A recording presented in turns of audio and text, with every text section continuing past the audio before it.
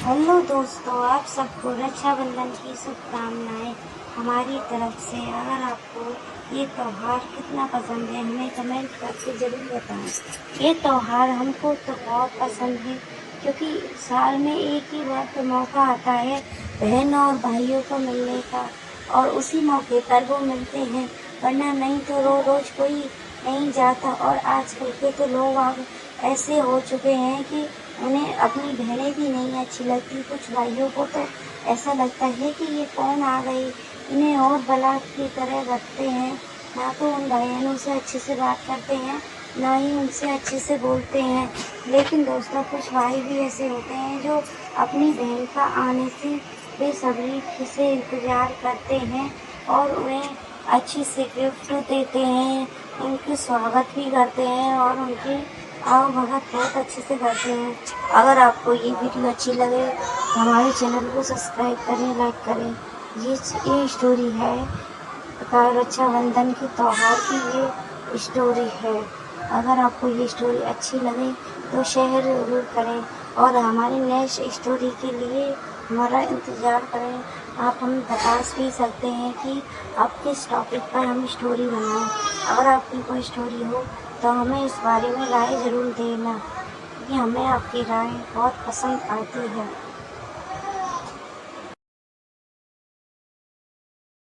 एक माँ अपनी बेटी को बहुत समझाती है, बेटा तुम उसे माफ़ क्यों नहीं कर देती और अपने ससुराल क्यों नहीं चली जाती? कब तक तुम यहाँ पड़ी रहोगी?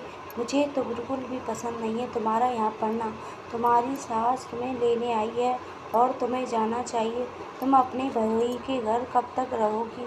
भाई भाभी सबके एक नहीं होते। जब तक मैं ज़िंदा हूँ जब तक रह लो, वरना फिर तुम्हें ये भगा देंगी। माँ इतना कहती है, माँ बहुत समझाती है और समझाने भी लगती है, लेकिन उसकी बेटी की कोई भी बात समझ में नहीं आती है और माँ बेचारी समझा समझा के थक जाती है।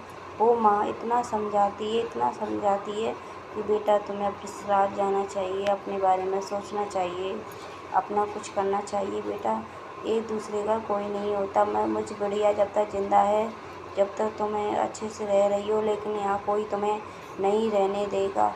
और वो फिर भी नहीं समझती। फिर वो अपनी बहू से कहती है, बेटा तुम ही समझा दो अपनी नंद को कि उसे जाना चाहिए, वरना कल को तुम ही उसको कहेगी कि ये बोझ यहाँ डरा है, मैं इसको कैसे संभालूं। तुम्हें समझाना चाहिए, तुम क्यों नहीं समझाती? तुम समझाओ ना। अरे इसको ज़रा समझा दो, मेरी तो कुछ समझ में नहीं आ रहा है, इस लड़की की बुद्धि में नहीं भर रहा है। इसको भी समझा दो कि ये चली जाए अपने मायके।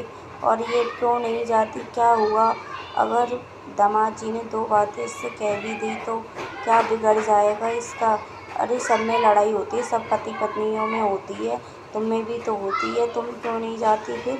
कोई नहीं जाता, ये बेवकूफ़ लड़की यहाँ डली है।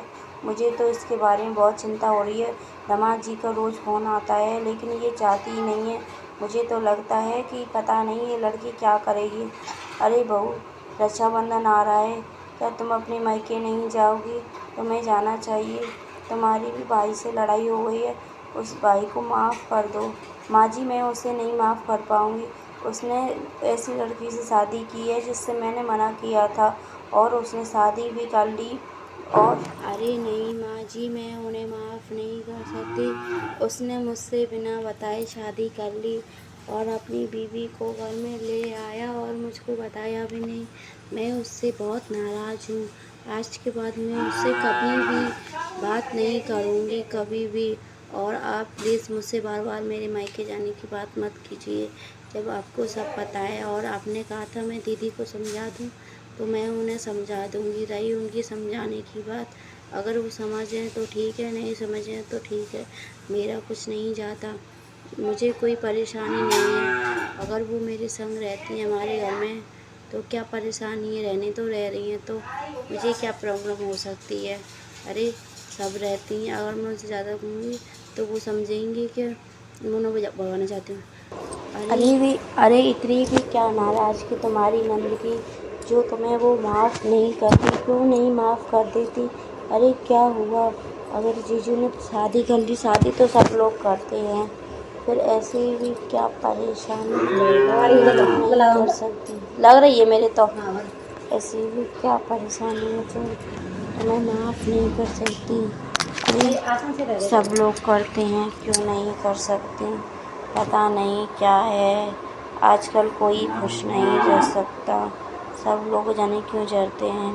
अरे कुछ कुछ कर दिया तो उन्होंने वो इतनी वो हो गई कि वो माफ़ ही नहीं कर सकती तुमको। तुम्हें अब उनसे बात करनी चाहिए फ़ोन पे, एक बार तुम उनसे बात कर लो, क्या पता वो तुम्हें माफ़ कर दें। मत लगाओ, मोर पसंद नहीं। ओ जग्गो, अरे तुम्हें अपनी नंद को समझाना चाहिए, वो ज़रूर समझेंगी।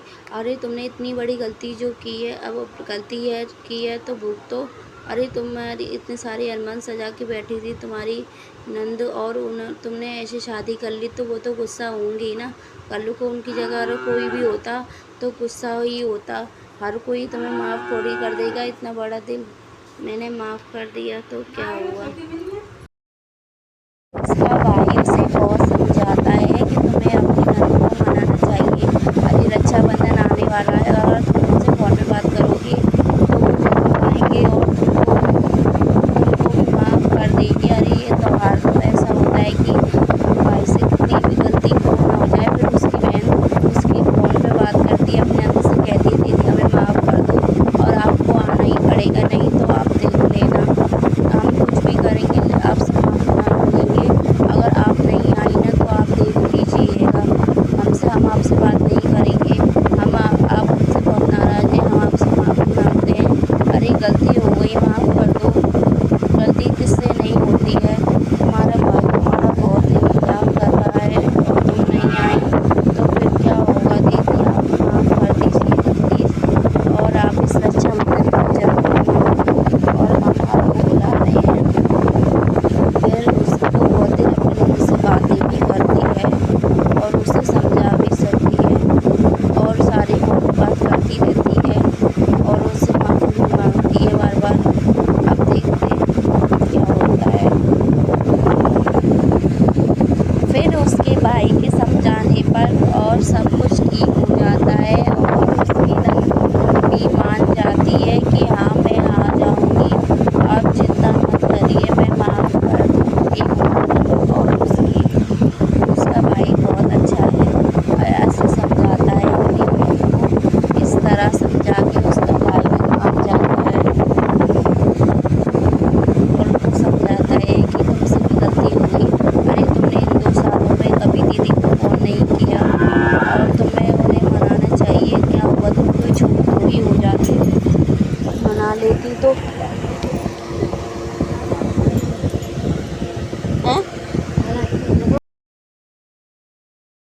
फिर वो अपने भाई को माफ़ कर देती है और अपने घर आ जाती है, कहती है भाई मुझसे माफ़ कर दो, अगर मुझसे मेरी गलती हो गई, तुमने अगर शादी की तो की है अपनी पसंद की और कोई कुछ तो नहीं किया है, भाई मुझे माफ़ कर दो, मुझसे बहुत बड़ी गलती हो गई, मैंने तुम्हारे बारे में भी नहीं सोचा, मैंने ये सोचा कि मेरा दिल टूट गया है भाई, प्लीज़ प्लीज़ प्लीज़ भाई मुझे माफ़ कर दो। आज रक्षाबंधन है, चलो भाई रक्षाबंधन मनाते हैं। और भाभी भी बेहद खूबसूरत है, मुझे तो ये भाभी बहुत पसंद है और मुझे मेरे भैया भी पसंद है। यही तो त्योहार है। अरे मन मुटाव तो चलता ही रहता है, ये तो मन मुटाव है, ये तो ज़िंदगी है और ये मन मुटाव हमेशा चलता ही रहेगा। अरे अपनी अब बहना को माफ़ नहीं करोगे, बड़ी बहन को माफ़ कर दो, इतना भी तो तुम्हारा हक है ना, आखिर मैं तुम्हारी बड़ी बहन हूँ, इतना तो मैं तुम पे रौब जमा ही सकती हूँ। अरे सबको गुस्सा आ जाता, मैंने इतने सारे अरमान सजाए थे, इतने सारे सपने देख रहे थे तुम्हारी शादी के लिए, और तुम अचानक कहते हो कि दीदी मैंने शादी कर ली, इसलिए मुझे गुस्सा आ गया और मैं तुमसे नाराज़ हो गई, और इसलिए मैं तुम्हें पूरे 2 साल के बाद मिल रही हूँ, और अब मैं तुमसे बिल्कुल भी नाराज़ नहीं हूँ। मुझे मेरी माँ जी ने समझाया कि तुम्हें अपने भाई को माफ़ कर देना चाहिए, और तेरे जीजाजी भी मुझे खुद लेके आए हैं और मैं उनकी बातों से सहमत हूँ और मैं समझ गई। चलो एक दूसरे को रक्षाबंधन की बधाइयाँ देते हैं, त्योहार मनाते हैं। ये त्योहार तो बहुत अच्छा है। बिछड़े हुए भी बहन भाइयों मिल जाते हैं और सारी खुशियाँ वापस आ जाती हैं। फिर वे दोनों बहन भाई आपस में बहुत खुश होते हैं। उनकी बहन भी बहुत सारी बातें करती हैं अपने भाई से। उनकी भाभी भी बहुत खुश होती हैं।